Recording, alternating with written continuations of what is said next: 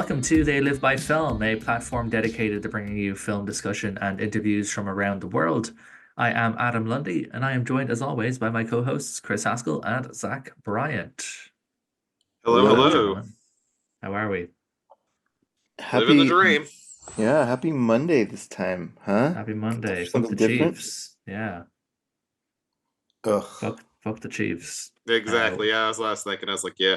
I was like, I know some of our listenership. I was like, I know they're big Chiefs fans because I'm in that Discord, and I'm like, yeah, they're gonna hate all of us. It's fine.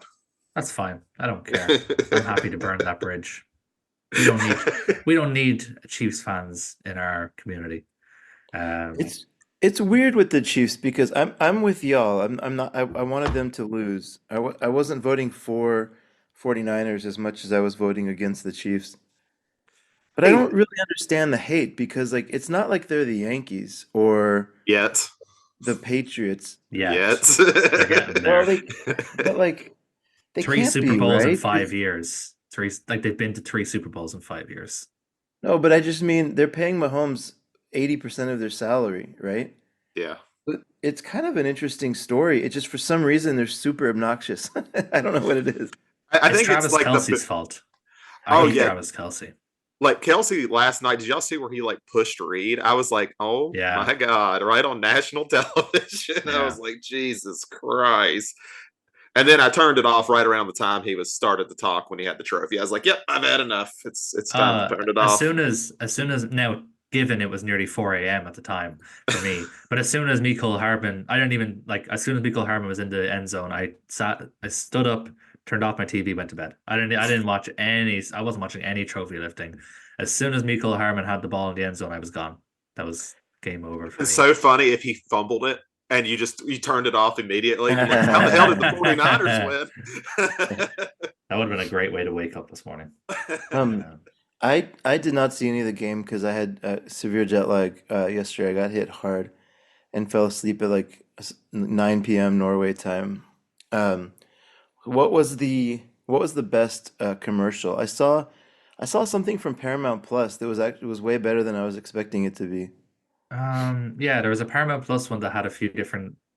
So I was able to watch on the American broadcast. There's a streaming service called DAZN, who were doing the American broadcast. So I was able to see all the American commercials because normally we wouldn't. Yeah, there was a Paramount Plus one where they were trying to travail the Paramount Mountain. And they had a whole bunch of different sort of characters, Patrick Stewart and stuff. It was okay. Then there was a decent one for Dunkin' Donuts with Ben Affleck and Matt Damon, Tom Brady, J-Lo. That was pretty good. Aubrey Plaza did a Mountain Dew one. That was pretty good, but Nick Offerman showed up in it as well. Don't think there was any other ones that were sort of like other like crazy good or anything. I only paid attention to the movie trailers. Like I was actually getting up, like doing other stuff while other. I don't care about Just commercials. just a note on the movie trailer stuff. Like this trend of like only having a mini trailer and then saying now available online. It's like fuck you, to show me the trailer now. You like Oh why yeah, like it's the it's because Deadpool they one. overcharge. Like the NFL overcharges so bad on Yeah, like I that's guess. like Doritos used to have killer commercials, but I think they came out like 6 or 7 years ago and said it just doesn't benefit us. Like Hmm. straight up, it does not do anything for us to show commercials anymore. Well, yeah, that's the thing though. When you get so big, you don't need commercials. Like nobody needs to see a Doritos commercial. Everybody knows what Doritos are, and like they're not going to get any new market by showing a Doritos commercial during the Super Bowl. Like Doritos is still going to make a ton of money. It's kind of like the same way like there was no Apple commercials during the Super Bowl. Apple doesn't need to do a commercial during the Super Bowl. Everybody knows what Apple is and what they do. No, So yeah, it's just one of those things where a lot of the ones who used to make really good commercials are just like, no, we're good. The NFL yeah, charges us 10 million for 30 seconds, so Yeah, we're you're good. right. That's the issue. I mean, it wasn't that long ago that there was a whole campaign around, oh shoot, what was it? Like the almonds, and there were like some funny campaigns around the almonds. Um, I can't remember a different kind of nuts. Um, and then avocados from Mexico had some funny ones. But I don't know. Yeah, people aren't really talking about the commercials as much anymore. Um, The but Twisters trailer, I don't know if you guys saw that. That actually looked dope. I was surprised. I was like, this actually looks fun. The cast is pretty decent as well. Like Yeah, Daisy like it's Edgar not Bill Jones is really Paxton, but good. Yeah. yeah, but I was like, okay, I'll probably actually go see that. So we'll see. I was like, that Yeah. was one that kind of surprised me. The rest of them were like, what do we get? Deadpool and Wolverine, Deadpool, Wolverine, yeah. Kingdom of the Planet of the Apes, Wicked. Wicked was one. Yeah, I think that was I'm it. just I'm laughing a little bit because we're recording this the day after the Super Bowl, which is incredibly timely. But I think it's going to play 2 weeks from now, so probably less timely by the time this airs. Um, uh, but yeah, I'll go back and watch some of the ads just out of curiosity. I used to watch all of them, but a couple of years back they stopped being great. I think there's also just been more of a shift because I mean, American football has gotten more popular over the last 10 years Mm. outside and inside the US. I think less people are saying I'm watching it for the commercials. I mean, there's still a good subset of people that do that, but I do think that's not as popular of a sentiment as it used to be. Like again, I can say this. I chose to watch the American broadcast because the commercials are kind of part of it, but also in like, UK, Ireland, that kind of like a lot of our channels we kind of share with the UK, so a lot of our broadcast comes from the UK, especially sports broadcasting, and we just don't do as many commercials as you guys do. So my choice was either watch the American broadcast and I get to see all the commercials, or I can watch the British broadcast, which every time there was a commercial break in the US, it would just go back to a room where with some guys talking about the game. I was just like, it's just kind of boring. So I'd rather just watch the commercials. Yeah, I mean, it is part of it. I did not see the halftime show. I don't know if you guys did. Yeah, it wasn't good. Oh, okay, good to know. I won't bother watching it then. I did not see it. No, Usher wasn't even really singing for most of it. He let the backing track do a lot of heavy lifting. Uh, So, well, yeah. besides the Super Bowl, what have you guys been watching? Nothing other than Stanley Kubrick movies. Oh, we'll have plenty to talk about today then. What about you, Chris? You see anything? It's a great question. I've had kind of an intense week of travel. Um, what did I see? On the plane, I finally saw Blade Runner 2049. That's pretty good. That's pretty good. Interesting plain movie. Yeah, I feel like Um, it almost feel like a hallucination if you're tired. no, it was good. It was I think Villeneuve is an interesting director because I haven't seen a lot of his movies to be honest, but the ones I have seen, they all have a similar vibe, which is like uh, huge set pieces, long takes, dramatic music. It's almost like the setup and the framing and everything is impeccable. Like he's a fantastic kind of visual filmmaker. Um, but I did think Blade Runner 2049 was probably a little longer than it needed to be, even though it was very good. I think that can kind of sum up him as a creator as well. Is it's usually longer than it needs to be. Okay. Mm. Even on movies I really like of his, I think they kind of I won't say they drag because I think they stay interesting, but I'm like, this could be done a little bit more efficiently. Like, Mm. I don't know how long Sicario and Prisoners are, but I feel like they're not as long as I think they are. They could I think be. Prisoners is like 2.5 hours or Oh, some so it's shit. actually 2.5 hours? Okay. I was like, Well, that's how I remember it. So maybe you're right. It's only I only remember it being 75 like two minutes. and a half hours long. Yeah, it is 2.5 hours long. okay. Okay. That's how it felt for me too. But I was like, there's no way that movie's 2.5 hours long. But it is. You were correct. Um, yeah, But the kids love Villeneuve. He's the new pop director. he's sort of taking the place of Nolan as far as in the Yeah, public's eye, right? yeah. In terms of like the popular art, so like when Yeah, Inception came out, Chris Nolan was exactly. the guy making the films that were like they were arty, but they were also like super mainstream. They kind of treaded that line. Um, Villeneuve has kind of been doing that since he's the new kind of pop film bro director. So it was like for a long, it was obviously Tarantino in the 90s, then it became Fincher, and then it became Nolan, and now Villeneuve is kind of that sort of pop director now. Which I completely hate because when people ask me, I just name his movies. I have no idea how to say his name. Zero clue. I look at it, I'm like, yeah, that's a word. Well, I found out I'd been saying it wrong. So Dave Bautista calls him Denny instead of Dennis. So I'm gonna Oh, start he is calling him. French, so I guess that French makes Canadian. sense. Yeah. Yeah, it's French Canadian, Yeah. so So I'm gonna got start it calling right. him Denny now. And then I'm assuming it's just Villeneuve, but That's I what I could would be. I'm say sure I'm too. wrong. So I would say it too. But yeah, it's not as easy as Nolan for sure. No, no. No. But no, I haven't. I had to watch all four of these because there were some key parts of the the killing that I had to rewatch. So this is what I've been watching. What about you, Zach? I've been kind of rewatching a lot of stuff lately. I don't know. I've been kind of in a monster mood. So recently I watched Pacific Rim for like the first time in like a decade. That movie's still awesome. But it's been a lot of that. Me and my girlfriend finished up Breaking Bad for the first time because she had never seen it. So we just finished that up the other day and watched the El Camino movie. And then we're gonna take a break before Better Call Saul. I did get to see Escape from New York in theaters, so that's probably my highlight, if anything was. But it's mostly just been rewatching stuff. I haven't watched too many things new lately. Mm. You said, sorry, for some reason I cut out for just a second. You said Escape from New York? Yeah, I saw it at my theater close to me. They do like a retro cinema thing twice a week. How was it the first time you'd seen it in the theater? Yes, yeah. So this is only my second Carpenter movie in theaters. I saw Halloween in 2022, and then I saw Escape from New York this year. So I have a few that I definitely want to get to eventually. I'd love to see things like They Live and Big Trouble in the Thing in there.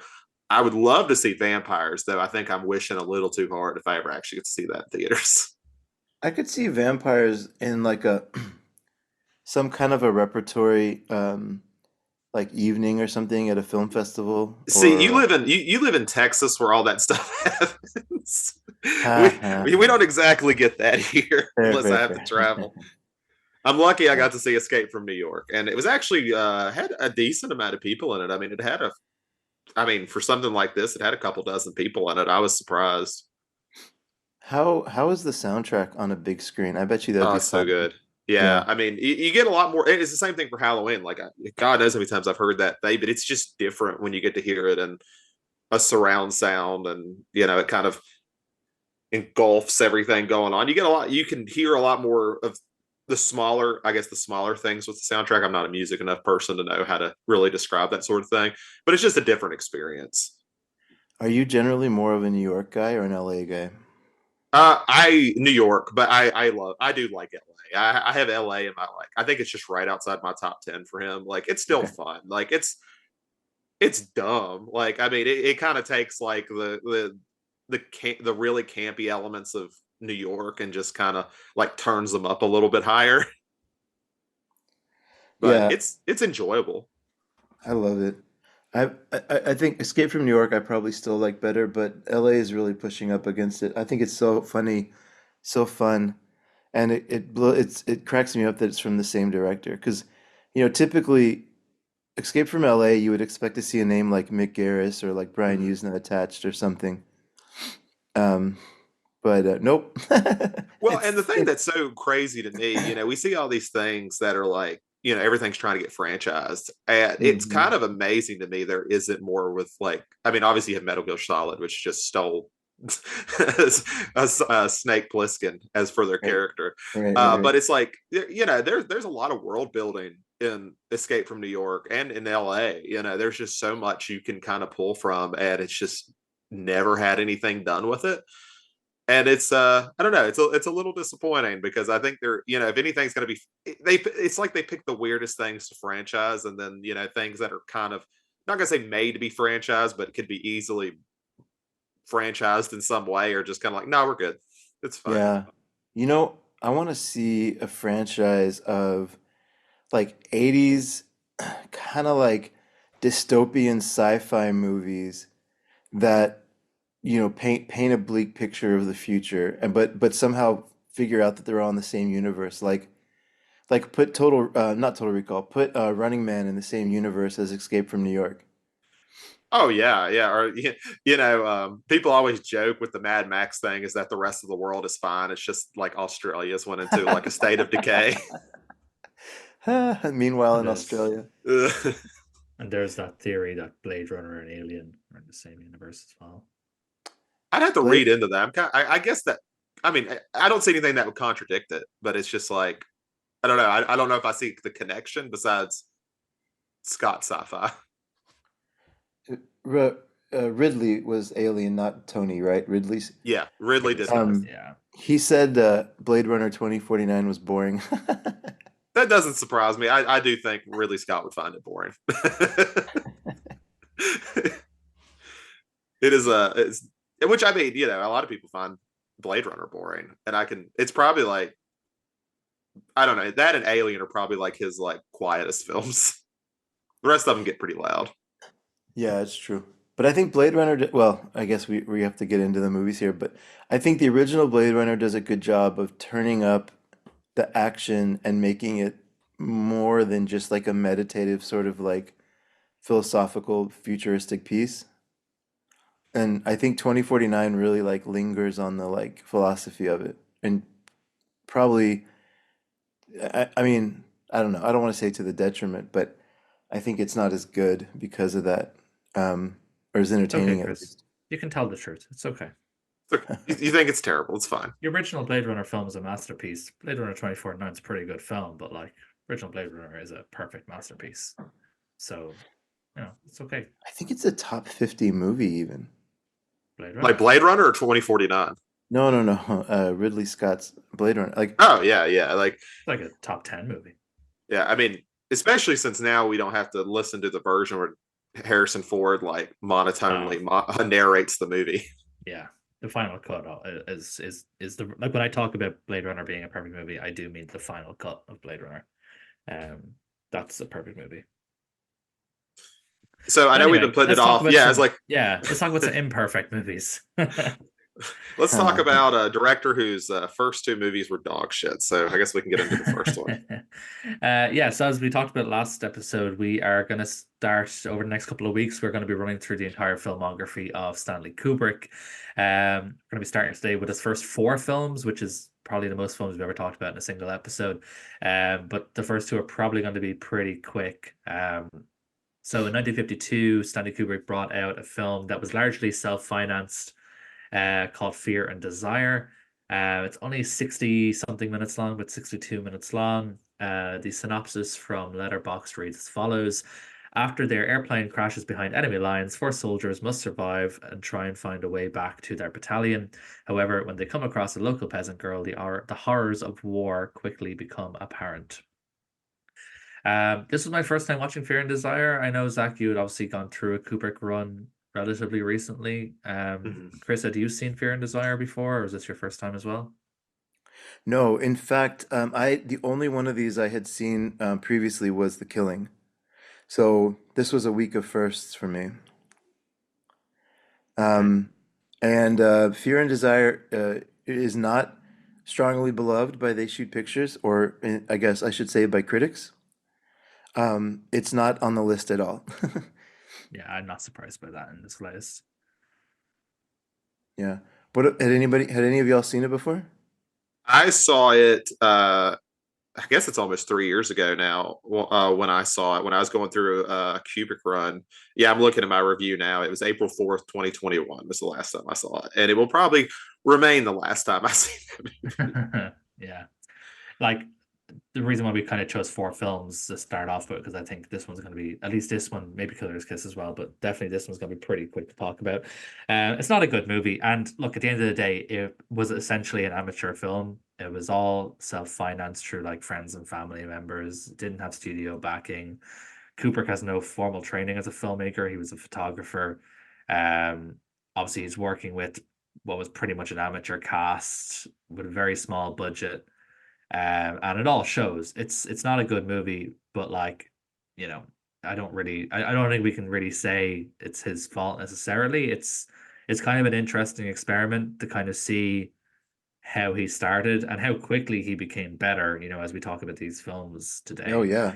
It's like the sort of leaps he took when he had bigger budgets and started working with professionals, while did really massively benefit him as a filmmaker.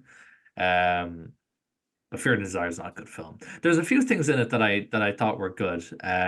There's that scene where they kind of break into that sort of cabin where a few soldiers are, and they kind of kill them and stab them and stuff. There's like a few Yeah. like really cool shots in that. They're almost like very kind of like German expressionist in Yeah. terms of like with the Yeah. hands sort of smashing the bowl of beans and stuff. There's some really cool ideas from a framing perspective. That sequence is quite good.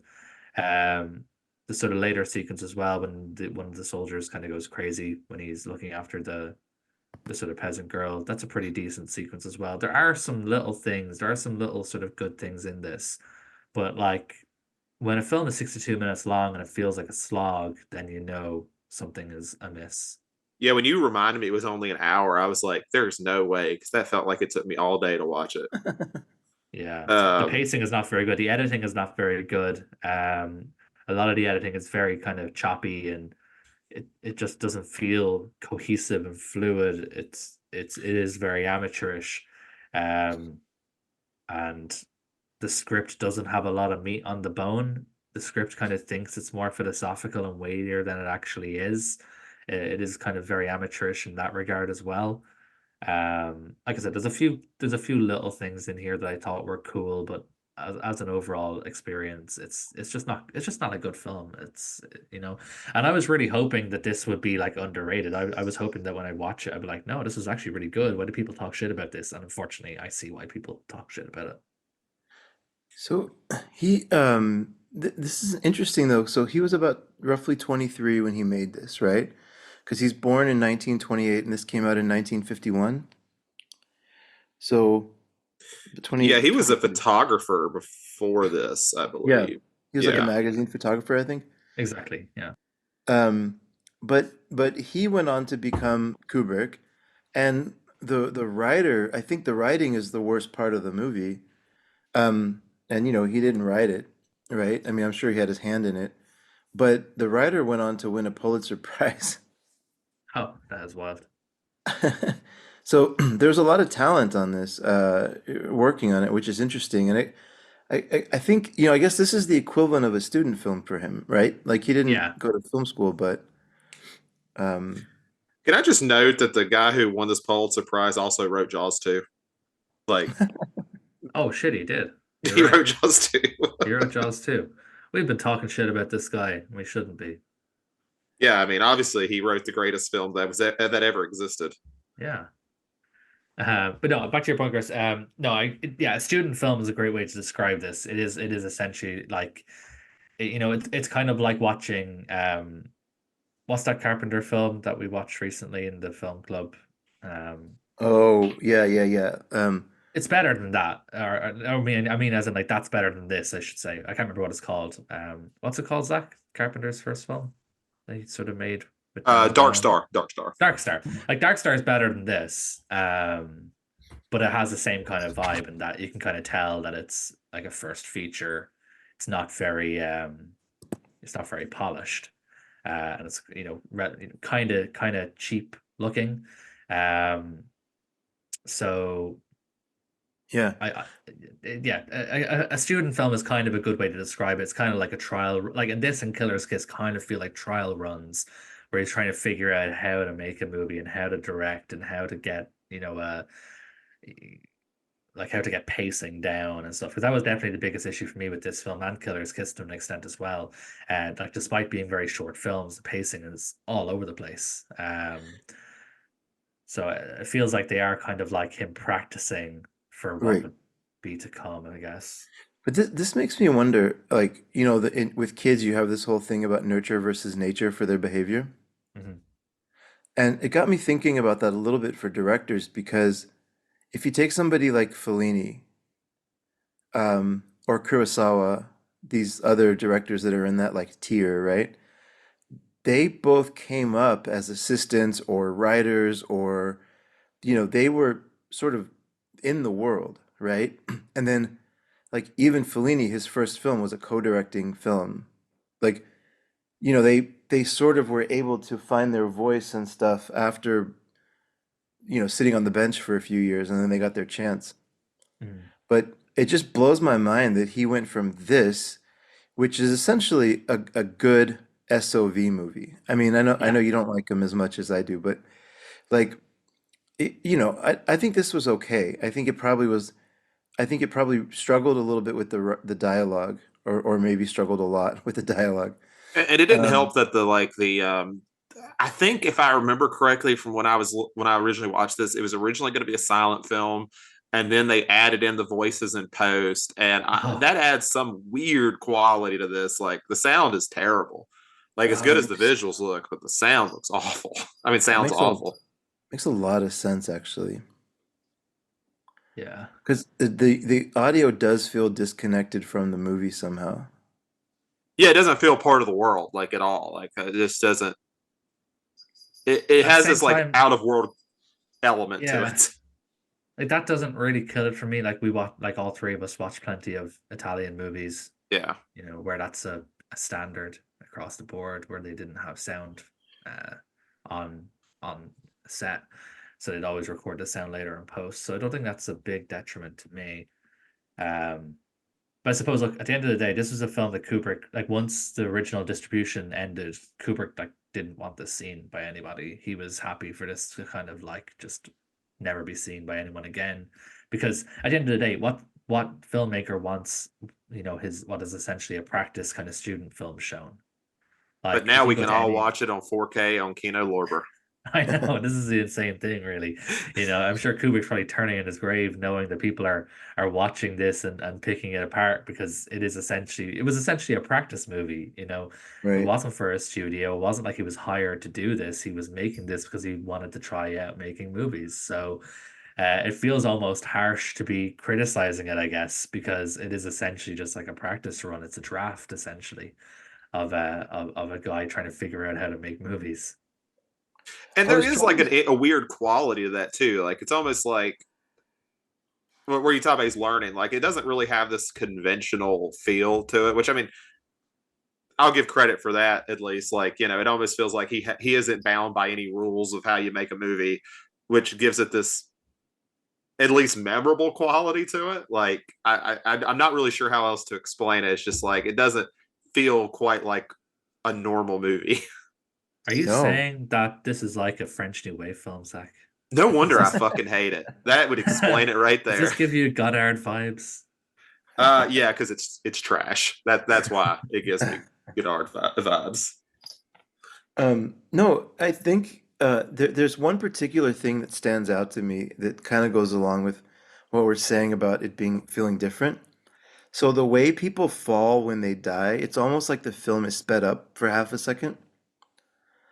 Like they get hit and they fall like real. There's no exaggerated death, right? It's like they just like fall, and it's almost like it's a very exaggerated sort of death in that way. But um, to your point about him not playing by the rules, I like this. I was trying to find any kind of hint or any kind of glimpse of like who Kubrick would be, right? Because it's obviously he didn't have the cameras to shoot with or any kind of professional people around him. This is just like we've been talking about this amateur production. The only thing I can really land on is like the way that he sort of edited it and shot it and instructed the actors to fall in the movie or any kind of violence in the movie is done with a sort of surreal, almost like vibe to it, which made it somewhat interesting to me. Um, I don't know. I didn't hate this one. It's not going to be, I mean, I'm sure it'll be my least favorite Kubrick. But I didn't hate watching it. I think an hour was a good time. It was super interesting to see how what it was for me. Yeah, it is kind of interesting, and I mean it's hard to look at the director in retrospect of the guy who made things like Clockwork Mm-hmm. Orange and The Shining and Barry Lyndon and things and be like, oh, this is it. Like no matter, he's almost kind of put himself in the position of where he did so well in the future that even if this movie was just kind of just sort of okay, I feel like even that's disappointing in its own way for a first film because you're like, how did he go from this to Paths of Glory in 3 movies? Like, honestly, that's impressive, but it's like there's such a huge gap that we'll get to when you look at those three. Like, I think he gets better. We'll talk about that more through each one, but it's like that's a huge gap to cover. Suffering from success. Yeah, as DJ Khaled would say. Any more thoughts on Fear and Desire? Are we happy to kind of move on to Killer's Kiss? I don't think there's a whole lot to say about it. No. I would just. Are you okay if we just go scene by scene and talk about it in depth? Yeah, we're just going to do. This will be part 1 of Fear and Desire. This is going to be a 28-part series for Kubrick. We're going to go through each one. We should record a commentary track for it. We should just all we should all try and watch it at the exact same time and just record a commentary track for it. You know what? Who did the commentary track for this? I have no idea. I was just saying I don't have it in front of me. I'd have to go in another room to look. I have no. Yeah. I do. No, I'll find it here in a second. But that would be. I think it's got to be It's got to be one of the Kubrick historians or something. Yeah, that's what I was about to say. You've got to, at that point, you got to just talk about like Kubrick more than the movie, right? Yeah, for sure. And it's like, oh, when you can see by this scene, this would be something that Kubrick would later do again in this movie, in this movie, in this movie, in this movie, rather than talking about Fear and Desire. I would have to guess. Yeah, film historian. Or just talking about his history of the production or something. I doubt there's actually two. There's 2 film historians they got on there. So yeah, y'all nailed it. They made some easy money that day. Cool. Well, in a few years later, then in 1955, after I suppose we'll call it relative sort of success of Fear and Desire. It wasn't like, obviously it didn't smash the box office or anything, but he was able to go and make a documentary called The Seafarers, which we're not going to talk about because it is literally just a public health documentary about sailors and stuff. He was able to use that money towards his next feature, which was also independently produced, with the help of there's this random Bronx pharmacist who like put a load of money up for like his first 2 movies, and I'm just kind of interested in whatever happened to that guy. His uncle. It was an uncle. Oh, it was an uncle. Okay, that makes sense. Yeah. Wikipedia just kind of references a Bronx pharmacist who like put up a ton of money. It's like, okay, where's this pharmacist getting all this money to put up for these weird films? But yeah, in 1955, Kubrick made Killer's Kiss, his second feature, which again is shorter. It's 68 minutes. The description in Letterboxd reads as follows. The film revolves around Davy Gordon, a 29-year-old welterweight New York boxer in the end of his career, and his relationship with a dancer and her violent employer. I thought I was going to like this one way more than I did. This film's a bit of a mess. It's technically a better film than Fear and Desire, just in terms of like the technical filmmaking is a good bit better. It does have a little bit more of a professional touch. It has like kind of B movie noir vibes, I guess. It's not quite top level like the next 2 films we're going to talk about, but it's certainly better than Fear and Desire. But I still think the film's a bit of a mess. This is the one. It's got the boxing thing in it, right? Like I know. And Kubrick, I think that was one of the things he was really good at photographing when he was with a magazine, for what I remember reading. Yeah, like one of his documentaries. Yeah, one of the documentaries he did before he made Fear and Desire was called Day of the Fight. It was just showing a boxer, and actually like it was like a documentary, like a sort of short doc he did. Yeah, I think he's got that, and this isn't boxing, but it's got that Seafarer. I was gonna watch these, and I actually forgot. I was like, I should watch his shorts before we do this, and I completely forgot to do it. But I think they're on the Kino release. Oh, that's cool. The of Killer's Kiss. Oh, no, I think they're on Fear and Desire, but no, this one I need to get the Kino one because it's included. This is included on the Killing. For Criterion, right. Which is odd. It's the same with the Arrow release. Arrow released The Killing in Region B, and Killer's Kiss was on that one as well. So it must just be whoever holds. I think it's United Artists fronted this film, and then based on this film, they gave him money to do The Killing. So I think United Artists owned the rights to those 2, which is why they were put out together, usually as a supplement. I think I don't know if it's Kubrick's fault or Howard Sackler's fault. Because Sackler came back to write this one as well, even though now he's uncredited. Oh, is he uncredited for this? Because I did see it in like the letterbox link thing. Yeah, it shows. I don't know. It shows him as uncredited from what I'm seeing. But I if Sackler was uh, the writer of the first two, then I feel like it might be better to look at sort of how the movie was set up and staged and how the movie looks, right? Some of that kind of stuff. Because Kubrick was even the DP for this and the editor for this. Um, I think it probably suffers from uh, one person doing everything and not having like checks and balances. As far as I think the editing is probably the weakest part here. Um, so the Yeah. first 45 minutes for me was just so confusing as to what was going on. I Yes, still I'm don't know so what's glad happened you in this said movie. that. Yeah, it's so confusing. There's so much different shit going on and perspectives change and you're not sure if stuff is flashbacks and so it's so confusing. It's like the Lost of like Kubrick movies. It's I don't know where we're at half the time. Then Yeah, there's that weird ballet sequence which was weird. but Uh this is what I want to talk about though, because this is where I think he's starting to show himself, right? Because the ballet sequence was beautiful and super interesting. I mean, not relevant or not helpful to the story, but but super interesting, right? And then that mannequin sequence is like an Italian Jolly kind of like really cool ending in a mannequin factory. Um, but they don't fit the story. no. It, There's it's a lot it's of just a retreat. hodgepodge of like it's almost like a demo reel of things he can kind of do. This was Ooh, yeah, like like the fighting sequences are good, that ballet thing, but it doesn't feel like a cohesive movie.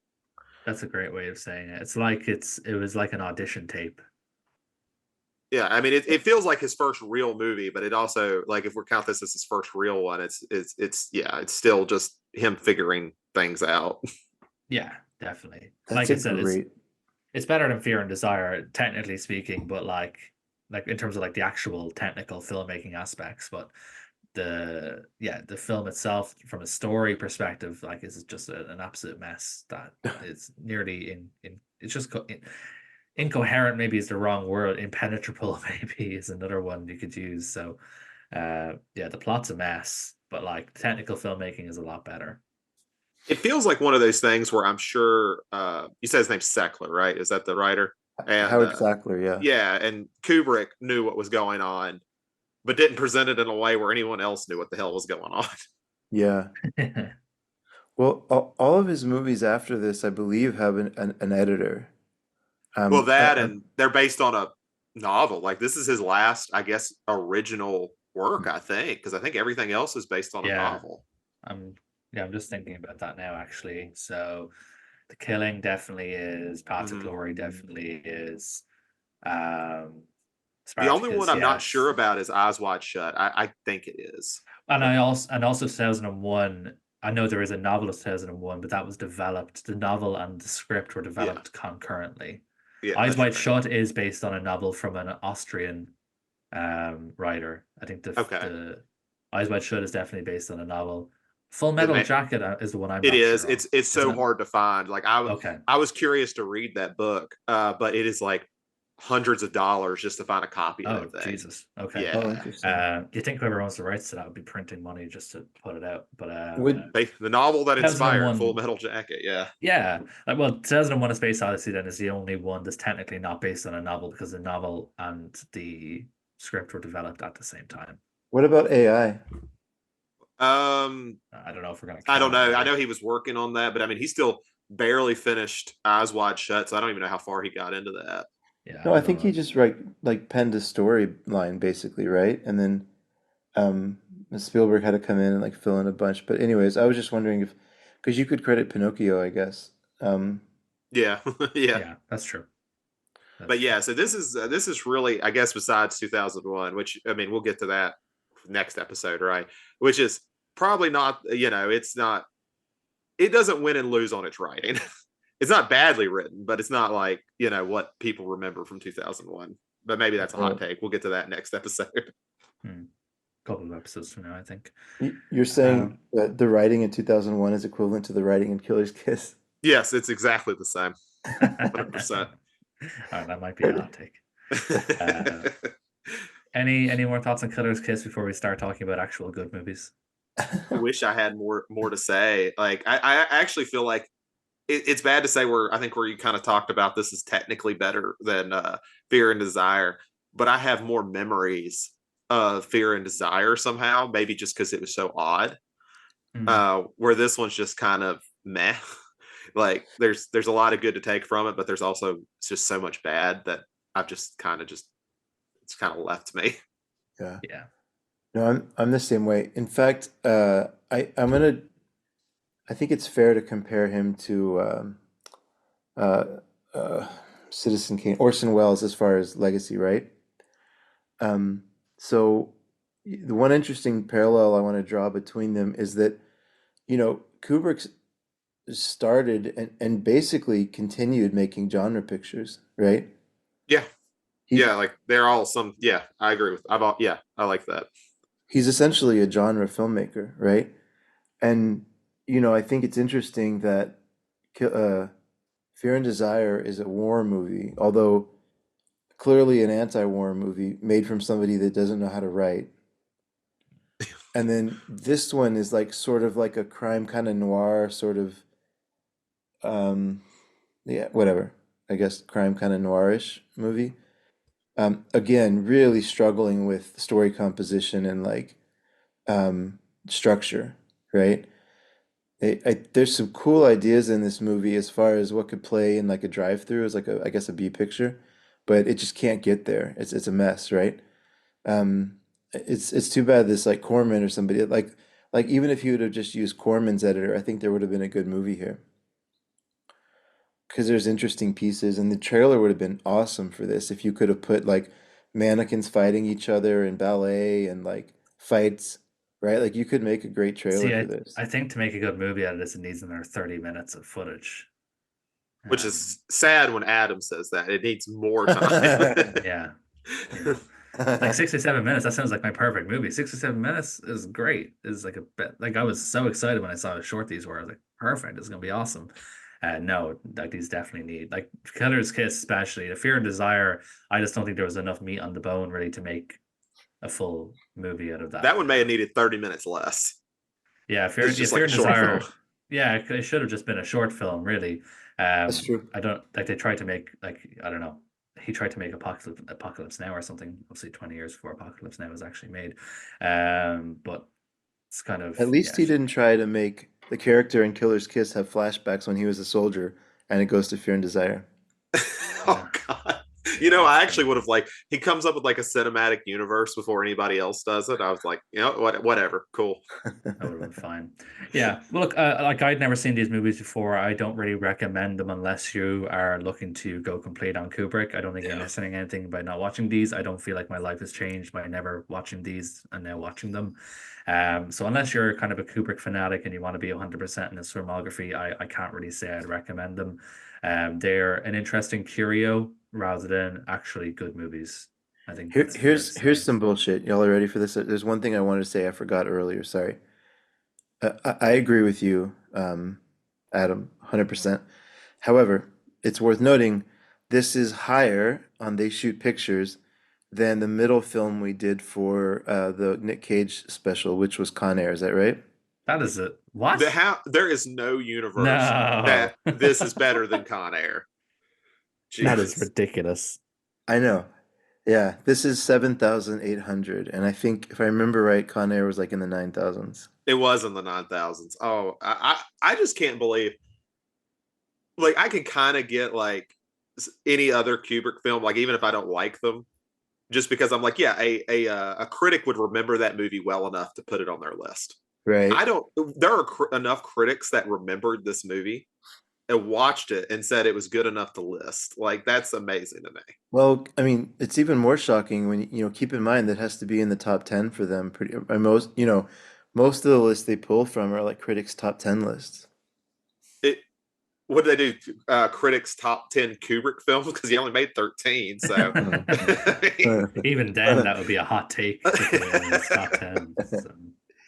So yeah, I guess some people really like maybe that, who knows? I would love to read a review from one of the critics that added it to their top 10 list to see what me they're too. seeing in I want to see their other 10 films. Yeah, no kidding. it. They also had Images, Con Air on there though. Con Air, they probably had Images on there. They probably had Revengeance on there. It's Yeah. it's I know exactly whose it is. It's on our Discord group. I know You who had it the is. same thought I did. Yeah. Oh, Okay. that's funny. Right. Let's talk about some good movies. Oh, thank God. So yeah, I was just doing just reading, just wanted to make sure I was actually right on this. So this is a funny little sort of half a paragraph from the Killer's Kiss Wikipedia page. Against Kubrick's wishes, United Artists required the film be recut with a happy ending. But if he agreed to this, which he obviously did, United Artists paid $100,000 for the film and also agreed to give him $100,000 to make his next film, which would be The Killing. So Kubrick 100 sold grand out. back then is good money. I mean, that's It was a good third money of the back then. budget. Yeah, it Yeah. was a third of the budget they fronted. So Kubrick, one could say that Kubrick sold out. He sold out his vision and made a happy ending because he saw the bag. He didn't want to fumble the bag. So Kubrick's a sellout. I think that's the best. I think that's what we can come away with this episode. Please put that as the title. Please. Kubrick is a sellout, a fraud. Anyway, so with The Killing, he made that in 1956. So just a year later, if I'm right. Yeah. Yeah. I remember just a year later. And the Wikipedia, or not the Wikipedia, the letterbox synopsis for this reads as follows. Career criminal Johnny Clay recruits a sharpshooter, a crooked police officer, a bartender, and a betting teller named George, among others, for one last job before he goes straight and gets married. But when George tells his restless wife about the scheme to steal millions from the racetrack where he works, she hatches a plot of her own. I've seen this film twice. I didn't rewatch it in the lead up to this because I've seen it twice, so I remember it all pretty clear. And the second time I watched it was relatively recently. It was just like in the summer just gone. We watched it in the film club. It's stupid how good this is compared to the first two movies. It's like just like he sold his clicked. soul.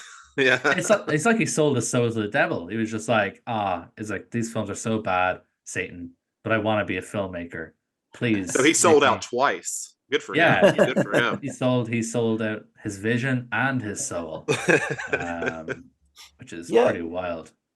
But I mean, this film had a studio cinematographer. This guy, I mean, no one ever talks about Lucian Ballard, but like, he made 50 movies with United Artists, right? He was just like a studio cinematographer, studio editor, based on a novel, had a real screenwriter writing the dialogue. Yeah. And he made this. I mean, I think, sometimes it's nice to find your calling in life. I bet you he probably just is. He's a director. He's not a writer, right? Or at least I don't know about writer, but at least he's not an editor, right? He's not a DP. He's a director. Mm-hmm. And I think it shows here because like y'all are saying. I mean, it's a long way of agreeing with you. It's two different people. Like it's hard to believe it's even the same person, even with 20 years of experience. Yeah, or just like a year later, like let alone, that's the amazing thing. It's like if he took like a 5 or 6 year hiatus and then came and made this, I'd be like, you know what, I can kind of see how that could happen. But it's just like it does kind of feel like almost it's like, and again to kind of bring this back to sports, it's like when you're a really good player, but the rest of your team is ass. There's only so much that you can do, with that in terms of like, so like if we look at like, The Killer's Kiss, for example, like there's some technical good filmmaking in here, but he probably didn't have the budget to make a longer movie, didn't really have a writer, didn't have an editor, he couldn't afford to do all these things. So even though he himself probably had the talent the whole way through, now that he's like he got a trade to a stud team who has loads of weapons, and now we can actually finally he can play to his potential. Yeah. Adam just called him a game manager. Terms. I just want to know, I didn't say it. Adam just said Kubrick's a game manager. Sellout game manager. Is Kubrick the Tom Brady of directors? Is he a system director? That is the question. Yeah. Um, maybe. But yeah, no, I think it like this film becomes it becomes abundantly clear that suddenly when he has, and again I don't mean this as a knock on Kubrick. Obviously, that would be the stupidest thing I could ever do, is try and pretend that Kubrick's not one of the greatest of all time, because he is. That's an unequivocal fact. Um, but it, when you compare this film to the first two, it becomes so clear that he is better when he is allowed to just do his job and is working with other competent professional people. It just, everything just runs so much smoother. And Yeah, he's like that. He's like that rare person who actually gets better with a larger budget. Yeah, It's for like sure. he just keeps stepping up. Every time the budget gets bigger, somehow he just improves. Hmm. which I do want to know, Chris, since we just heard that somehow Killer's Kiss is at 7,000. Please say this is not below that. No, I think everything else we're going to talk about is in the top 1,000. I'm pretty sure. Okay. Um, this one is seven. Where is it? This one is 773.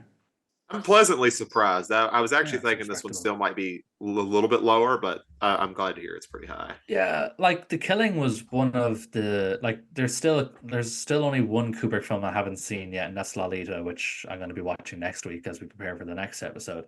But The Killing was one of the ones that kind of left me till toward, like, when I was originally kind of watching Kubrick movies from like a teenager. I watched all the big ones and I kind of left The Killing off. I'd only watched The Killing for the first time in like the last maybe 4 years, so up until pretty recently I hadn't watched The Killing, which is weird for me considering I'm obviously a known noir fan. Um, so like I had assumed that it wasn't great and that maybe is rated, is not rated as highly, but once I've started watching it and then talking to other people, like in the film club, and then seeing ratings on Discord and stuff, The Killing is actually pretty like well regarded. It's you don't hear, it's not as flashy as 2001 or The Shining. Like a lot of sort of more mainstream oriented film fans are not going to talk about The Killing, but it seems like a lot of people in film circles only have good positive things to say about The Killing, which is, the absolute right thing. It's a great film. It's so tight. Like when we talk about the difference in like pacing between this and the previous two films, like it's just no comparison. It's just night and day when you compare like how the film is structured. The Killing has that obviously interesting structure where it jumps between different timelines of characters doing different things and they overlap and stuff. Like that's so ahead of its time. It's so cool, it's so interesting that he would be able to pull that off in a really cohesive manner. It's easy to follow. It's not like it's sort of all muddled in the same way the Killer's Kiss was, where we didn't know what was happening at any one time. The Killing is so clear about everything. It's so Yeah. confident in all of its decisions. Um, I think it's a really really good film. Like I would definitely put it in his top 10. I know it doesn't say much as 13 films, but like I would definitely, like, this would be one of, like, in like the top 10 Kubrick films for me. It doesn't, a lot of people maybe think it's not as good as what comes later, but I think it stands up with a lot of his later work. And honestly, like the best way I can ever come to like describe as we talk about the editing and stuff is it almost feels like the blueprint that the Coen brothers used throughout most of their career. Hmm. Like Oh, it just straight interesting. up feels like a Coen brothers film. Hmm. Yeah, you're right. It's so Similar like vibe. it's almost like this humorous nihilism all the way through it. Like it has a, I won't spoil the ending, but it has this like this Old Testament karmic justice to it. Yeah. Towards, yeah, and it's just like I feel like if the Coen brothers said they had never watched it, I would just feel like they were lying. Yeah, it's what I like to call those kind of endings. They're used a lot in French New Wave noir films as well. It's kind of like a punchline ending almost. It's just like it ends on this really kind of, usually this kind of devastating punchline. Um, and yeah, this film does that great as well. It is, I think the film is really ahead of its time, in so many ways, both in terms of like what it does, how it, like it's very different from other film noirs. It has obviously that nihilism, but it's not as brooding, it's not as dark. It does have that kind of a bit more of a spring of a step. It's more fun. Um, than a lot of the other film noirs that were very, that were dark films. A lot of the time they didn't really have like, um this kind of like this sort of almost like a dark humor underlying it, I guess. Oh yeah, and I was gonna bring this up, so I'm glad you kind of already touched in on that. Is the cover for the killing on Criterion is cool, but I also think it completely misrepresents what the movie is. Like it looks like so bleak, honestly. Yeah. Like it doesn't even really look like I wouldn't have expected the tone just by looking at it. I think I actually had it on my shelf for like 2 years before I watched it because I was like, I don't know if I'm in the mood for that type of thing right now or whatever. And it's just like, huh, Yeah. because it does have a lot more humor to it than or at Yeah. least a lightness to it than I I don't feel know if like you it's guys have ever sold. seen the Arrow cover for it. It definitely fits it better, more tonally in terms of almost having a more of a comic sort of tone. Like I'll show it on camera here. Obviously, our Okay, I listeners was won't looking see it up, so this, that but works. like Oh I yeah, I yeah. think that just fits so much better than the Criterion one. It just has that more kind of like almost like a sort of comic bookish kind of tone to it. Obviously, Yeah. it's not a comic book movie or anything, but it does have that kind of like it has that kind of dark humor that underpins, even though there's a lot of violence and obviously the main characters are all criminals. Um, it does have that kind of, I suppose, as you said, it's like that kind of Coen Brothers sort of dark cry humor kind of underlying it all. There, what's the movie that inspired Pulp Fiction? I'm sorry, I'm drawing a blank. Oh, how Every many? movie. How long you have? No, no, no. How long have you got? We saw it for either the film club or Oh, you're for talking the about pod. Reservoir Dogs. You're talking about the Mm. Godard film. Yeah. No, no, no, no, Oh, no. I know exactly what you're talking about. It's Kiss Me Deadly. thank you, thank you. I Oh, knew they okay. kiss in it. Yeah, Kiss Me Deadly. This one, I feel like it's a great double feature with Kiss Me Deadly. It's like the dialogue is just not is a bit unusual for the genre, right? Um, Kiss Me Deadly is way more playful and sort of like almost sci-fi. It's Um, brutal though. It's a much more brutal film and than and dark. Yeah, you're right. yeah. The But Killing would be more of a palate cleanser, I think. What yeah, Chris is trying to say, Adam, is you screwed up on your double feature picks. You should have picked Okay. this instead of Murder by Contract. Murder by Contract is dope though, so I'm It glad is you dope, yeah. yeah. chose that. This also like I think the Coen Brothers thing is fascinating. I think you're that's that changes what I was gonna say a lot. I think this is right. If you like the Coen Brothers, watch The Killing. I had just by chance, funny enough, seen Kieslowski's movie called Blind Chance right before this. And the premise of the movie is we don't really have control of our life. We don't have really control of like the path that our life takes. Um, and I felt a similarity in this, right? Like sometimes things just happen, even with the best planning and I don't want to get into spoilers, but like that was kind of my comparison was these two young. It was an early film for Kieslowski and who was kind of coming more from like being a documentary filmmaker. It was one of his early narratives, and then this one obviously the first real movie from Kubrick. Um, but yeah, I don't know. I can't get the Coen Brothers out of my head. It's gonna change the way I talk about this. I love The Killing. It's probably a top five Kubrick for me, honestly, because things like Full Metal Jacket kind of slip a little bit. We'll get into that in the subsequent weeks. Um, I love this movie. I think you use the word tight. Um, I think that's a great like that's a great word for me. Everything in this movie is like so carefully planned, so well delivered. Characters are all interesting and all unique and all have their own story, and they're all used well in the story. I don't know. I love it. This movie And, is and there's never a amazing. lull. It is just like bang, bang, bang, bang in terms Yeah. of like it never lets you kind of just, and I don't mean this in a bad way, it never lets you kind of sit and sort of take it all in. It's just on to the next thing. It's like the pacing, like it's just night and day between the other two films, where there's a lot of sitting around wondering what the heck is going on, in a bad way. Whereas with the killing, it's just like bang, straight on to the next pair, straight to the next plot set piece, straight to the next plot point. It's just constantly giving you new information and keeping you interested in how the plot is unfolding and how all these different characters have these nuances to the main sort of plot. Yeah. And I suppose when we talk about the characters, I guess might as well talk about the cast a little bit too, because the cast is already good. Obviously, Sterling Hayden, he's such a good actor. Sterling Hayden is just super super good. We'll talk about him again next week when we talk about Doctor Strangelove. But Sterling Hayden is just one of these great actors who he just oozes sort of machismo. That kind of like he's just a real manly man. He just kind of oozes that kind of machismo charisma. He's a great actor.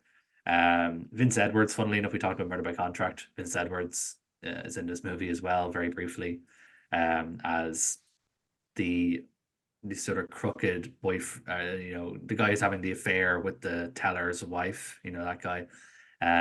Right. So the main guy from Murder by Contract is in this very briefly. There's another few like sort of character actors, like people that you sort of know them to see them and stuff like that. Joe Turkel is also in it very briefly as well. Obviously, we'll talk about Joe Turkel a little bit more shortly when we talk about Paths of Glory. Which, funnily enough, I think when it comes to I think Kubrick's interesting for one thing, and just regarding cast.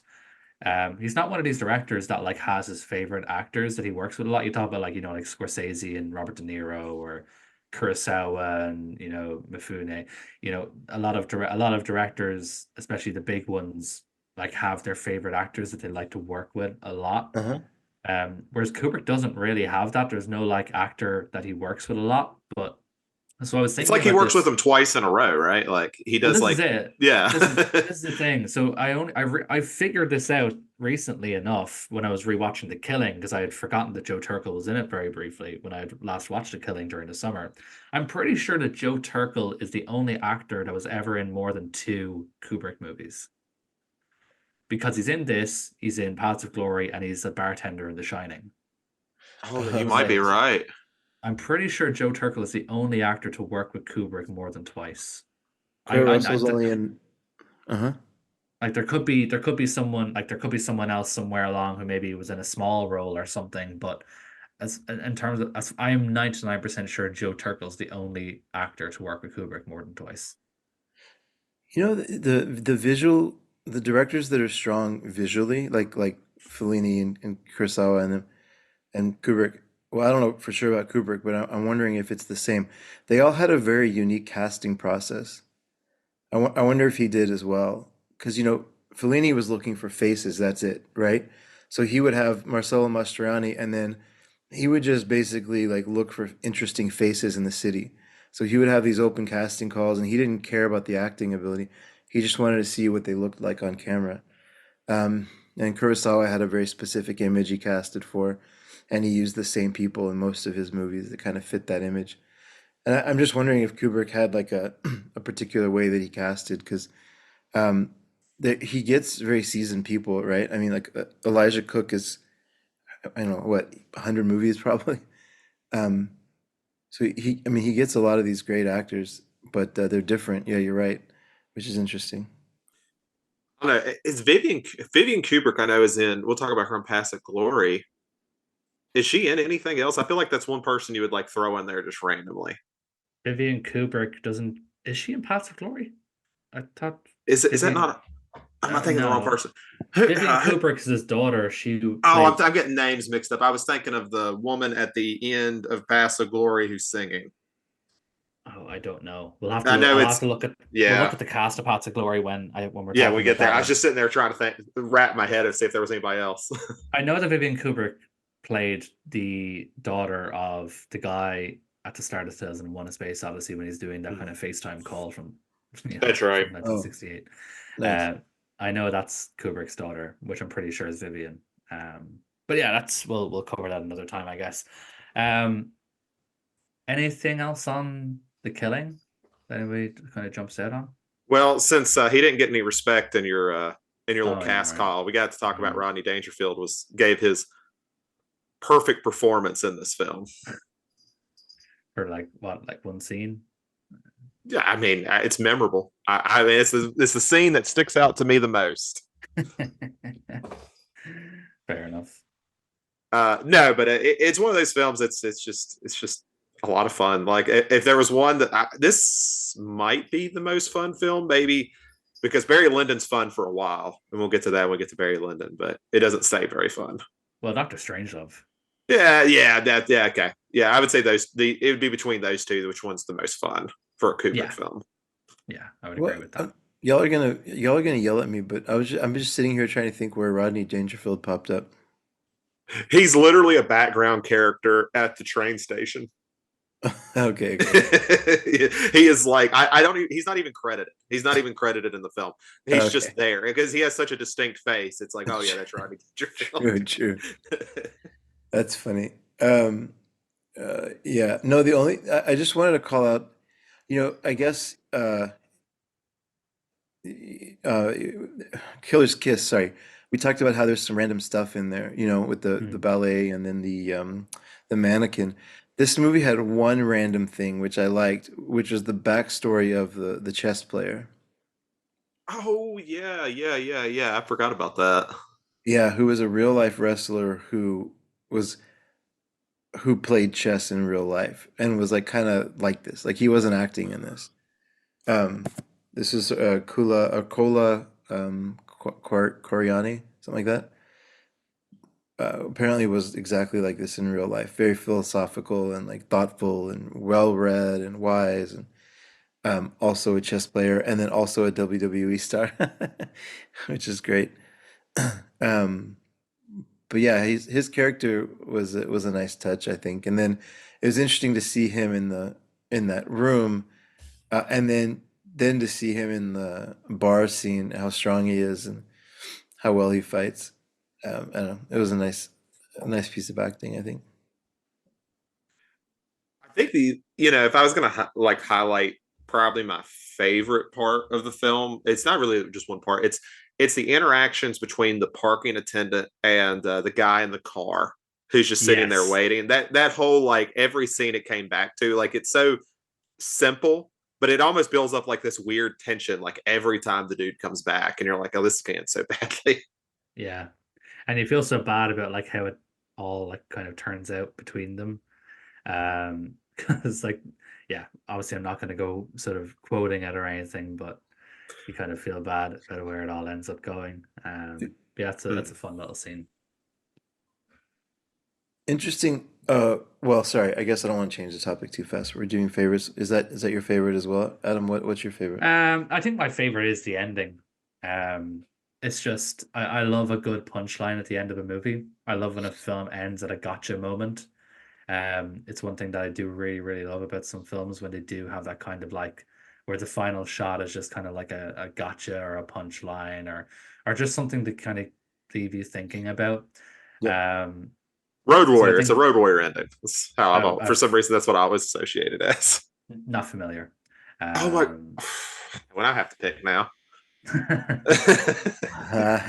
yeah. So yeah, anytime a film kind of ends with like a gotcha moment that kind of leaves you thinking, that's always sticks with me. So I think the ending is probably my favorite. I was about to name another one, but it's very similar. But I guess we have to be careful because even naming that would be a spoiler, right? So um, I think my favorite, um, yeah, I think I'll go with the ending for the same reasons you said. Although I really like the fight scene in the bar. I just think it's like I like how they like basically, this guy Maurice is the character's name. He gets to actually wrestle and like they like rip his shirt off and he fights these cops and then for the next, like 3 minutes they show like the same scene from different angles and they kind of show how each person is ending up where they need to be at the end, or at least heading that direction. Yeah. Uh, I think that's my favorite little bit of action, kind of like setting up what you think is going to be, the successful ending, and then life gets in the way. Well, these are kind of in a way like antithetical to like when you talk about like I'm not even really modern anymore, but if we're going to go more modern with heist movies, things like Ocean's movies, where it's all about like those movies are so much about the plan, which this one is too. it's about like how well they can plan this and how well they can get everything done. But obviously in this movie, it's all the things they can't account for. It's all No. the almost like the chaos of life sort of thing. Yeah, exactly. No, exactly.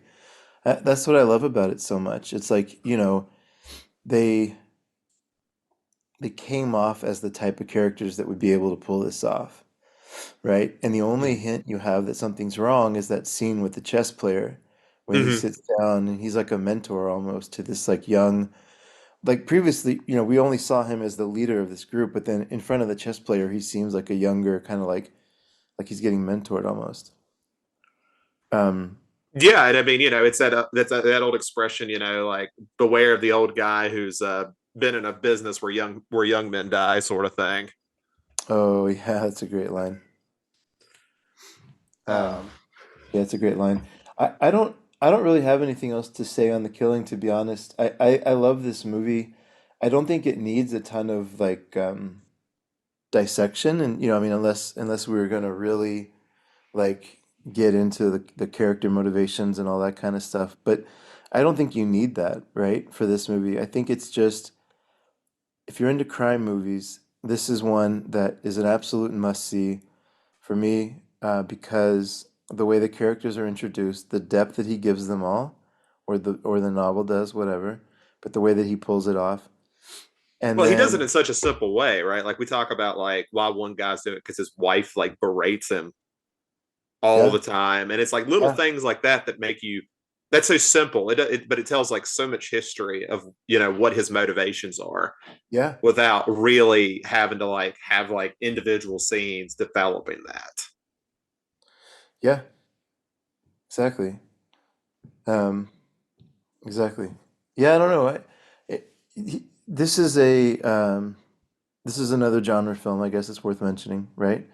Mm-hmm. So his first three are solidly within, sort of established genres. Um, I think you could argue that a lot of his films all like there's only a couple really that don't fit into a defined genre. Like Eyes Wide Shut probably be one. Yeah, Um, because that one's kind of called everything because it kind of is yeah, everything. Like it's just a Clockwork weird Orange little is kind movie. of similar as well because like it's not it's kind of sci-fi, it's kind of a thriller, it's kind of a horror, it's kind of a comedy. It's Clockwork Orange is another sort of hodgepodge, but everything else pretty that fits pretty well into a defined genre for the most part, at least. yeah, Yeah, and this is really the start of where I think he becomes like putting at least one of the best versions of that genre out. Like, I mean, Yeah, I wouldn't it's kind say of like The insane. Killing is my favorite heist film, but if I was forced to make a top 10 heist film, it would be hard for me to leave it off. Yeah, that's the thing. Like he really did almost master every genre he touched. Just in terms of like maybe it's not our favorite, but like if you look at like critically at least, The Mm-hmm. Shining is considered one of the greatest horror films of all time. 2001 is considered the greatest sci-fi of all time. Doctor Strange was considered one of the best comedies of all time. Barry Lyndon one of the best period pieces of all time. The only ones that maybe didn't quite hit the mark, like Full Metal Jacket, you know, which obviously we'll get to in a few weeks' time. But we're going to talk Uh, about what might be one of the best horror movies. Yeah, well, yeah, that's it. I suppose. Is there any more thoughts on The Killing, or will we move on to Paths of Glory? I think I'm ready to talk about some Past the Glory. let's Awesome. go. So Paths of Glory came out again, like 1 year later. It's insane. That is insane. It is insane that within 2 years he went from Killer's Kiss to Paths of Glory. Um, so that was 1957. And the letterbox description for this is a commanding officer defends three scapegoats on trial for a failed offensive that occurred within the French army in 1916.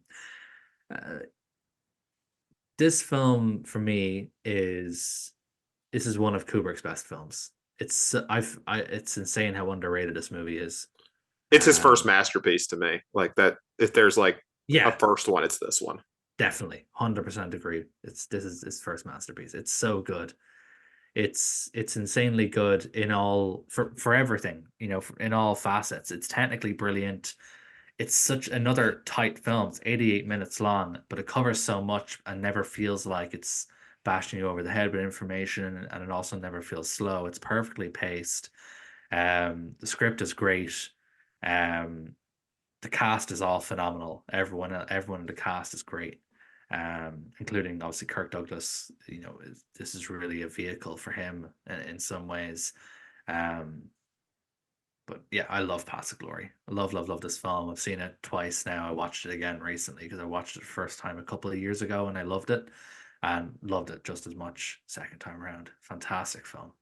This is one I'm sure Chris will get to. If it's really not in the top 250, I'm going to be like a little upset over it over this list again. So where is it at? I'll tell you. First, I want to mention before we forget. So, kind of an interesting roundabout way for how the world of movies works. So Kubrick started a production company with a guy named James Harris right before the killing, and they met because they played chess in a park. And Harris said he's like one of the most interesting men he'd ever met, smartest man he'd ever met. So he gave Kubrick some of the rest of that budget that UA didn't give. And then he gave another 100,000 for this one. So it's interesting. So much of Kubrick's sort of career was started on just going to the park and playing chess. um, and he wound up That is a starting a production very company. that's a very Stanley Kubrick thing to have happened. I No know, kidding. right? Okay, so last year it was in the 250, and this year it's fallen out. It's currently 292, Oof. Well, but Okay, I can live with that. yeah, it's not as bad as it could fluctuated. be. Yeah, for sure. It's right up there next to like Taste of Cherry, The Exorcist, Cinema Paradiso, All About My Mother, My Night at Maud's. Like you know, it's up there. And I Uh, don't know, like I know it's always weird to talk about context, like with all four of these movies, like context of where Kubrick was kind of considered in like the cinema sphere. But I guess even from here, he's still not quite reaching that. I'm trying to think when I guess 2001 is when he really reaches that status, right? Like, so everything before that is him kind of moving towards that. from whose perspective? I guess, like, from, I guess, his peers and from audience perspective and things like that. Like, he's not, like, this is still probably for him, I guess, still somewhat under the radar because it's not the Stanley Kubrick yet. It's I feel like that kind of starts with 2001, though I could be wrong about that. But that's just kind of what I gather. Yeah, no, I agree with that. I mean, especially because it's only 2 years after Killer's Kiss, right? Yeah. Like he just didn't have time. Um, did this one? I'm trying to look this up before I got. Do y'all know if this won any awards that year, like critical awards? I'm gonna Um, look. I have Wikipedia open up here now. I'm sure I'll be able to find that quite easily. Um, let's have a look. It did not win any Oscars. It was nominated for a BAFTA award, and that's really, and the Grand Yeah, Prix it won. Nothing major. Okay, that's why I'm just curious. It feels like the kind of film that maybe if he had had a little bit more of a reputation behind him, he would have won a bunch of awards for this because it's a phenomenal movie and like mhm. basically every account, right? Um, we- it I'm putting together a list of controversial movies for somebody who really loves just that like controversial films like the one that just came out this year about Hitler or a fellow Nazi going to a camp with his family just outside the concentration camps. Zone of interest. Oh Yeah, yeah, thank you. yeah. It's not of interest. It's been Those on my type of watch just like list. interesting Yeah. controversial movies. This one had a lot of controversy when it came out. And I feel like Um, I know why, but I don't want to like spoil like the last act of this movie. But I feel like, I guess, with being as vague as possible, that is a downer ending for 1957. Like, Super downer. oh my god, like, I couldn't imagine going to theater then and being like, this is where they're gonna leave me. Like, I'd be so oh, upset. oh yeah. Mm. But like France was mad because of the portrayal of the military being idiots basically, right? And no, not even idiots, just like inhuman basically, right? They're like, yeah, it's the idea of like letting the bureaucratic nature just kind of take over Yeah. without looking at like the reason or the humanity behind it. It was removed from the Berlin Film Festival because Germany didn't want to show support of this when France was boycotting it. Franco was still in power in Spain, obviously not gonna like a movie like this.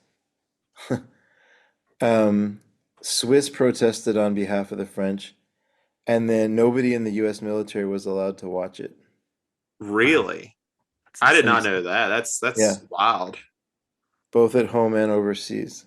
because this is like right in the middle of like the most confusing war in U.S. history with Korea. Korea, So right? yeah, so it's like it's a Okay, lot okay. going on in the U.S. military. Yeah. Um, it's just, I think what he was trying to do with Fear and Desire, I feel like he found a novel that said it better,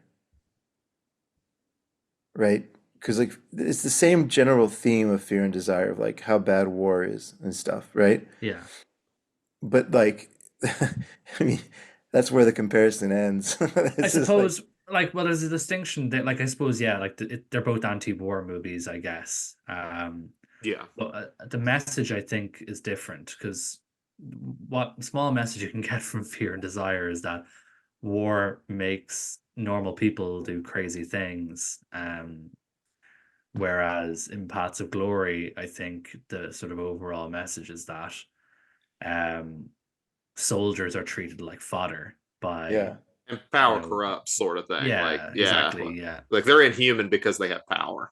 exactly. So I think they're both anti-war movies, though. So you're definitely right in saying that. the most interesting scene in the movie to me, other than the ending, which is, I guess we won't talk about, which is okay.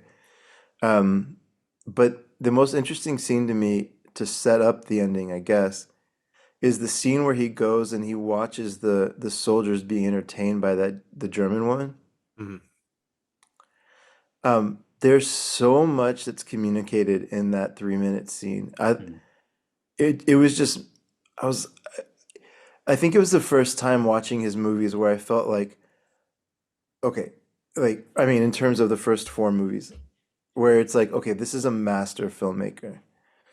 Like the ability to communicate so much without any dialogue, right? I mean, sorry, not dialogue, without any exposition. But it just felt like there was a narrator there telling you what he was thinking as the soldiers were just like going crazy over this captured woman, right? Who was singing that song. Um, Well, and it's one of those things too, which I know we'll get into a bunch because Kubrick's like most his biggest criticism in his career, at least even now, is that he's a very cold director. yeah, And Yeah, then you watch scenes like that, and you're like, he isn't like he has moments of that, sure, where he's very technical, he's very calculated. I mean, I know it's a weird, maybe weird, but Fincher is a lot more cold than Kubrick was when it comes to that. Like there's like those little scenes like that have a lot of warmth to, or not warmth, but like humanity to them. yeah, empathy, right? Yeah. Like you feel for the woman who was captured. You see the soldiers differently. Like you see how hard he fought for them and how little they care. At least that's how I read it. Mm-hmm. Um, and you kind of it kind of makes this the generals and the lieutenants who are deciding that soldiers are just fodder at war. It it almost it portrays it where they're right. Like they're portrays them again. This is just my reading of it, but it was like they're easily manipulated. They don't care, right? It No, I wasn't said them before. on the pole. That's it wasn't them, and that's what matters. I'm sorry. I said before. It's after the crazy part. Yeah, And that's what makes it even more powerful, yeah. right? Is because you're just like, huh, everything that they just went through, and it's just like it's almost like killers the killing in a way, it just like just doesn't matter. Um and and especially because at that point you also have Kirk Douglas's character, who's really just an Atticus Finch character. He is defending people where he already knows the result. Like he already knows how this ends, but it's the right thing. It's the right thing to do. Yeah. And it's one of those situations where you just kind of feel for that because you're like, yeah, the whole time where this goes, and you're just kind of just sitting there with him as this happens. Yeah, because the trial scene is interesting. It is essentially it's a kangaroo court. It's like a show Yeah. trial. Right. Everything has already been pre-decided. This is what's going to happen. Yeah. But it's like they're doing this as a formality, and that scene. I think it's a great scene in general, um, in terms of the how well they paint all the different parties. Like that guy who's kind of acting as the prosecutor, such a sleazeball. Every time someone tries to give a reason for why they didn't do something, it's like, I didn't ask you why. I ask you, did you do it? Yeah or no? Ugh. No. Okay. Yeah. It's so slimy, and and it's real because obviously this happens in real courts. People are not really allowed to give their full sides of the story. Prosecutors will try and sort of twist things to make people look more guilty than perhaps they might actually be. You know, it's a great scene for that because it really makes you feel for the people involved, and it really makes you hate the people who are kind In of making charge. this decision. Yeah. As a sort of quick aside for this, I have a particular hatred towards the general character, the one who kind of orders this essential Mm-hmm. suicide mission. Oh, I have a particular hatred for that guy. So much so that in my Dungeons and Dragons character's backstory, his backstory is basically Paths of Glory, and my D&D character is essentially Kirk Douglas's character. And my main nemesis is based on the general in this film. So no That's I way. have awesome. I That's have quite an awesome. affinity for Paths of Glory because I essentially based my Dungeons and Dragons character's backstory Ha, on this movie. amazing. Yeah. And, there's one of the people, one of the three. He did do the mission correct before he retreated. Isn't that like a big Yeah. thing too? Yeah, like Yeah. he shouldn't even be there because he did what he was supposed to. Yeah. That's exactly right. And they mock him for only going up to the first rung of wires, which was the French wires, not the German wires. So, he only made it up like so far to on the charge before he came back. Um, but I think it was powerful that they showed those scenes early on where there's so many bodies on the ground because it was powerful in the moment, but then it also became powerful of like how the generals that were voting on the uh, the trial, how removed they were from actual battle, right? That Mm. they would even question that. Um, But yeah, it reminds me of the original. I don't know if it's the original, the famous All Quiet on the Western Front. Where you see that scene. That's one of those where it kind of you feel that harrowing nature of it. With like the hands on like the barbed wire and stuff like that. Like it's just like it just looks like a meat grinder is what it turns Absolutely. into. Yeah. Or even I was surprised at Gone with the Wind. They have that one scene where they just like pan over that train station, Mm-hmm. and it just in the middle of the movie is this like horrifying image that I don't think I had no idea was even going to be in there. Tangentially, some older films were a little bit more like hard to watch with war films than a lot of modern ones are in a way. Like, because some of them really showed some like true horror, like right on the battlefield. Huh. And I suppose it was made by people who had like first-hand experience, Yeah, whether it was, World War usually like, II. Yeah, yeah, exactly, World War II, or maybe had like a parent who was in World War One and kind of relayed stories or saw images and stuff. So it's probably has something to do with it. Um, yeah. Because I think All Quiet. I think there were several people who were in World War One who played in that. Wow. wow, okay. Yeah, they were actually in the war. And obviously the original novel, the novelist, I believe, was in the war as well. It's basically Yeah. him kind of recounting what happened. I can't remember the guy's name, French guy anyway.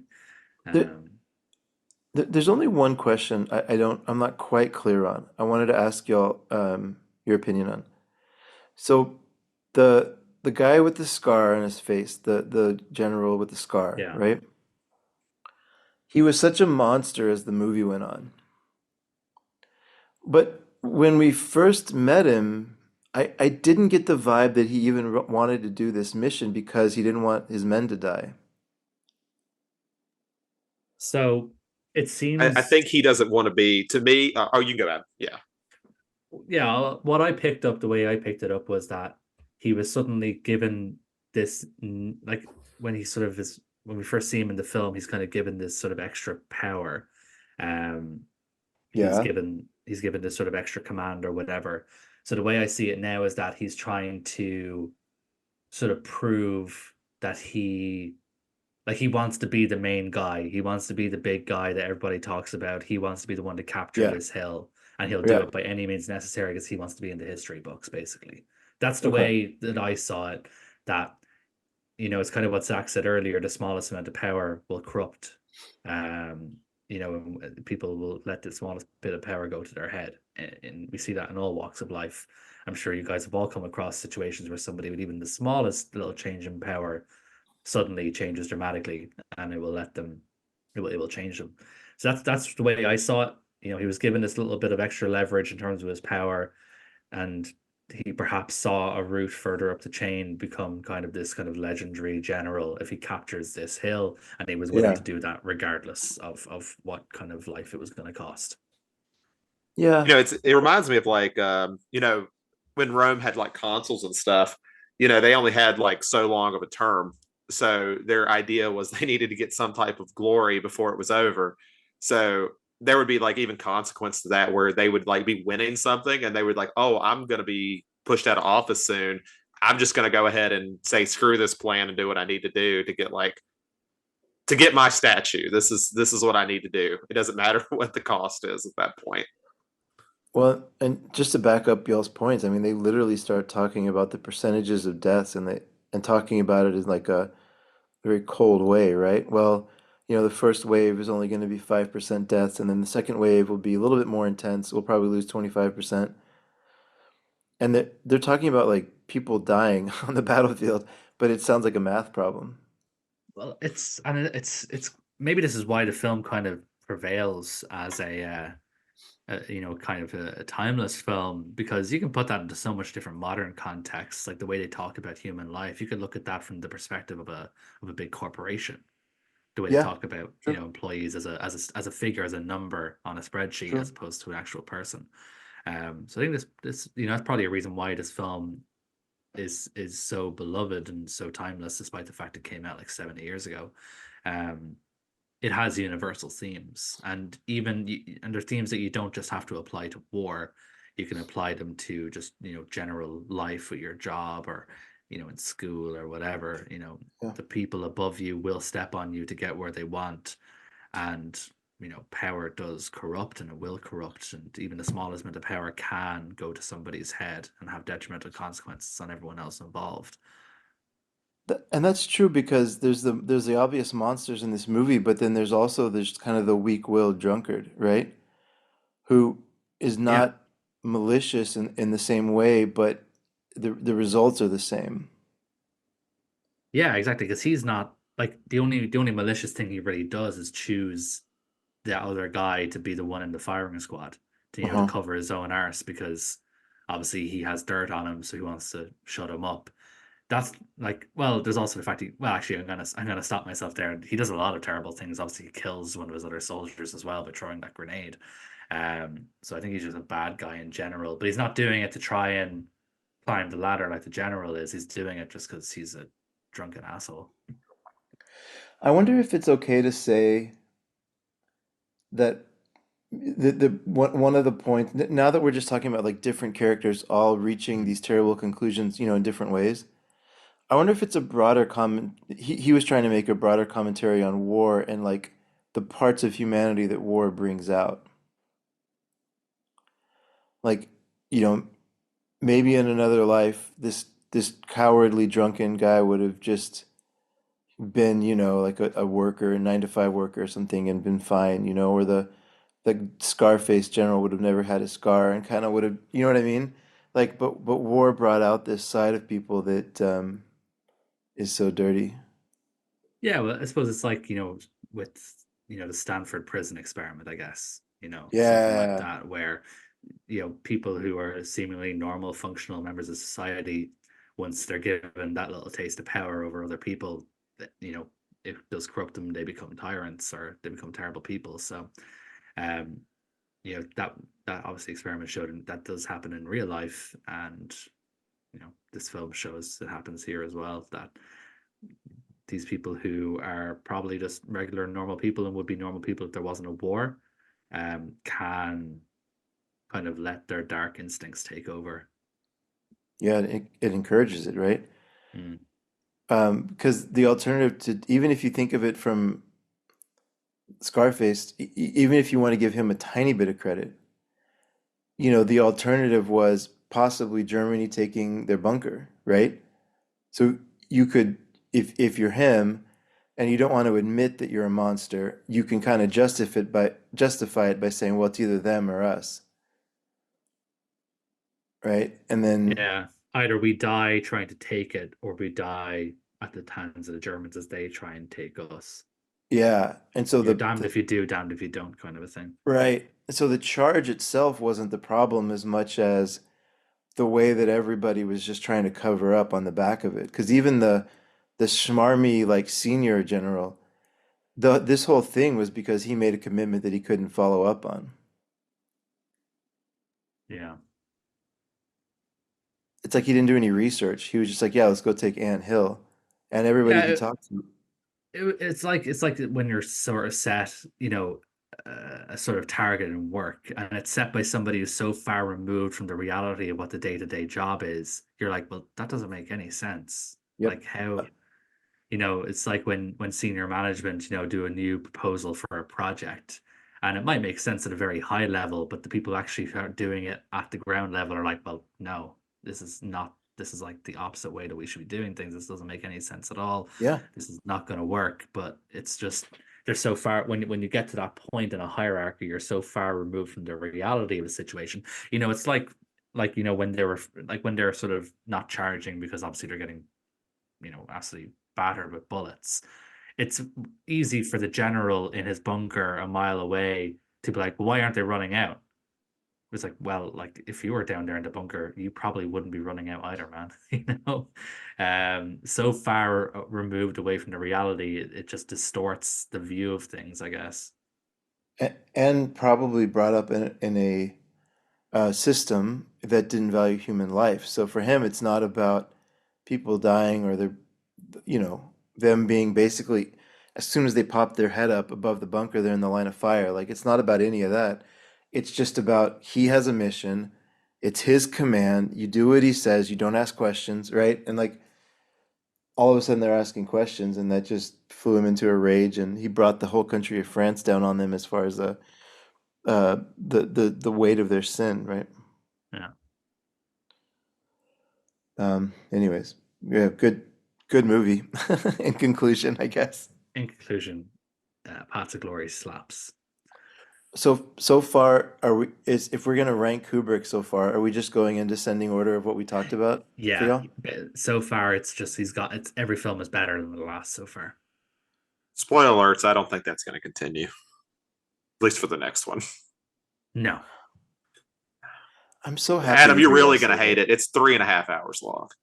Oh, I already watched it. Oh, good, I'm just good. So not. you've already I'm went through it. reserving. I'm reserving my thoughts until next week. Oh, good, But good. I've I was already like, I watched it. hope you knew how long that movie was. I did. There was a reason why I watched it on when I had a day off work rather than after work. Ooh, that's a great plane movie. I'm y'all know I'm in Europe right now for work. I'm flying home. That is a fantastic movie to watch on a plane. It probably Uh, is, to be fair. It will make Yeah, the I I'm mean, flight go dreading by watching quicker. it. You what? it's like Oh, you got what, like a 9 hour flight back? So 9 or 10? no, it was almost 11 over here. Really? Okay, Yeah. okay. So you can So watch Spartacus like 3.5 times. No, I'll probably. I don't think I'll watch Lolita on the plane, but Why not, man? I'll definitely do Spartacus and probably 2001. Those are both good plane movies, I think. I mean, Doctor Strangelove, not 2001. Doctor Strangelove. Yeah, so we might as well sort of talk ahead then. So, unless anyone has any final thoughts on Paths of Glory before we kind of wrap things up. No, no, no. No, perfect. So, yeah, that sort of concludes the first part of our Stanley Kubrick kind of series of episodes that we're going to be doing. Next time out, we're going to be talking about three movies, which will be Spartacus from 1960, Lolita from 1962, and Doctor Strangelove, or How I Learned to Stop Worrying and Love the Bomb from 1964. So we're going to talk about those three movies next. If you do want to try and kind of watch along with us, that's cool. Um, I have also, we kind of talked about this as well. I do have some like, social media links in a description now. So if you do want to give some of us a follow on social media, feel free to do so. If you want to talk about us, like we've been trying to be able to sort of get a community going for this podcast for years and we've never really managed to crack it. So feel free to drop us a follow on Twitter or whatever. If that's your jam, if you want to talk about these movies with us, and that's cool. Like we'd love people to reach out to us. Yeah, I think that's it for today, guys. I'm glad to finally knock two Kubrick movies off my list. I just have to watch Lolita now, and then I'll be 100% on Kubrick. But I'm looking forward to rewatching Doctor Strangelove. I love that movie so much; it's so funny. So I'm really looking forward to rewatching that this week. Same. Yeah, I'll reserve my thoughts on Spartacus, but I'm not super looking forward to watching it again. But here we go. Has to be done, man. Thanks, y'all.